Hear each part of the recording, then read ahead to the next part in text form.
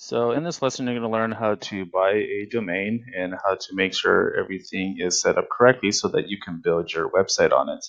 So two really major ones that I love using for buying domains. One is GoDaddy.com, Name.com.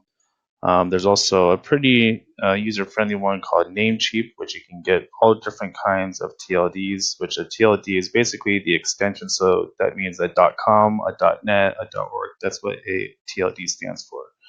So Namecheap, again, GoDaddy, Name, they're all really good. I like using Name.com. I've been using them a long time. I mainly like them a lot because of their ease, their reliability, and their customer service. So when we come in here, when you first set up your domains, you're going to see, let's just pick one here.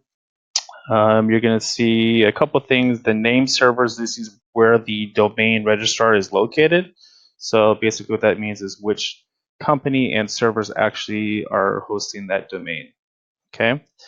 When we get into hosting, one thing that's going to be really important is that you pay attention to what the name servers are, because when you move and transfer your domains to, maybe if you're not going to be using the same domain registrar for your hosting and you want to use a different hosting company, you're going to want to come into where your name servers are and change those to the other hosting provider.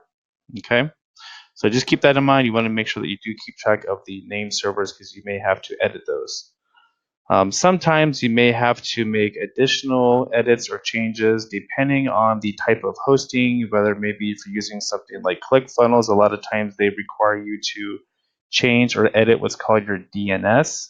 So you want to find your DNS section, and it can ask you to change an A record, a CNAME record, just depending on what the requirements are. But if there's any additional help that you need, please make sure that you let us know in the Facebook group. If there's any additional assistance for setting up and configuring your different DNS settings. Okay, that's how we look at buying a domain. The next thing is going to be our setup for our hosting. So the way that we do that, I like to use a couple of different hosting providers. Two of them for speed is going to be WPX Hosting. The second one that I love to use for speed and reliability is one called Hosting, and I did post some links into the section here as to where you can go and buy the hosting.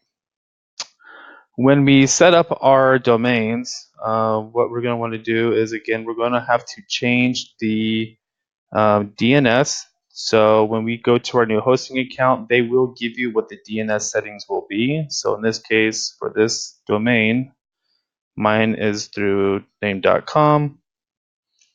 We're going to go ahead and find the domain here.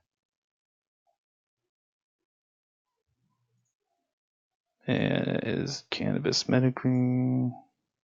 So we'll go ahead and click on our domain here. And again, we're going to want to go to our name servers. We'll go ahead and delete all of these. And it's going to give me two name servers that I'm going to be needing to point these to. Typically, most hosting are going to have some type of server 1 or server 2. A lot of times you'll see name server 1, name server 2. Sometimes they could have up to 4, so just make sure you pay close attention to that.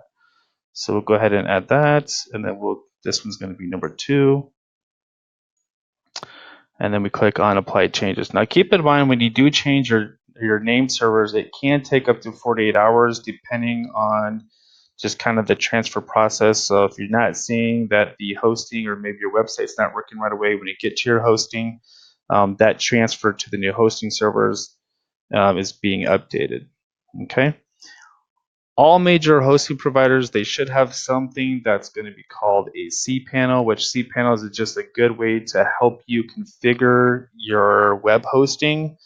There are other options, but I'm going to recommend, if you're going to have to use any FTP login or anything like that, file manager, FTP accounts, you may want to talk to a web developer to help you out with some of those settings. But this cPanel is the easiest way to be able to manage that. Then we're going to go into our cPanel. We're going to see a couple of things here. There's going to be things like File Manager, which is going to be all the files that are within the hosting for that domain. A couple of things to keep in mind too. A lot of hosting do provide you with free SSL.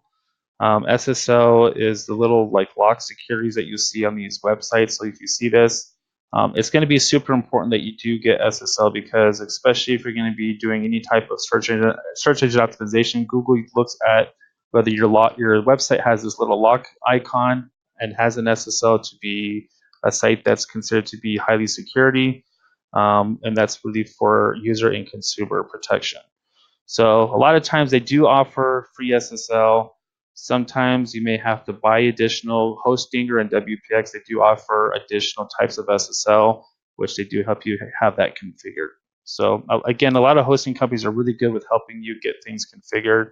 That's why I like using companies like Hostinger, because their support is really great. They're really helpful. So again, once we're in, we'll go ahead and create an SSL so you can see that process. We'll go ahead and click on generate, and then go ahead and click generate here, and then that SSL has been created. Again, it can take a day, a couple of days for that to be fully configured. So just keep that in mind, that when you are creating your SSLs, sometimes it may not be right away. But again, we can check the status here. So we can go ahead and click on that.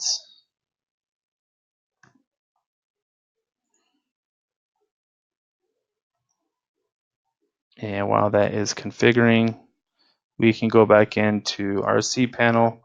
Now this is where we're going to be loading WordPress. WordPress is what's called a content management system. It's a very user-friendly way to create content, to create a website for yourself.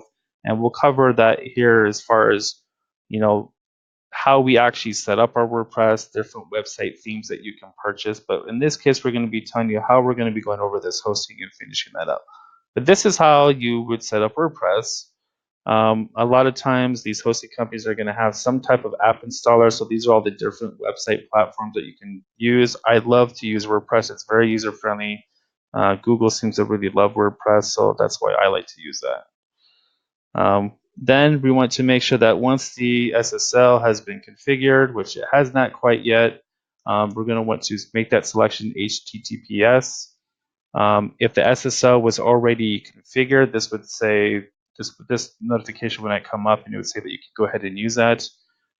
It doesn't matter if you set this up to be www or HTTPS. I just do things that are closest to the HTTPS. Now in WordPress, you can change that setting if you want your website to say, HTTPS : / www. And then your domain. So just keep that in mind. Then you're going to want to set up your username and password. This is for the back end into your WordPress site. Make sure that this is really secure. Don't choose like admin123 as your username and password 123. Make sure that you do choose a very unique username and password. And also, I would recommend using an email that you actually have access to. So that's really the entire process of being able to purchase a domain and purchase your hosting, changing your DNS in the name servers if you need to. Again, any questions, please come into the Facebook group. Thank you.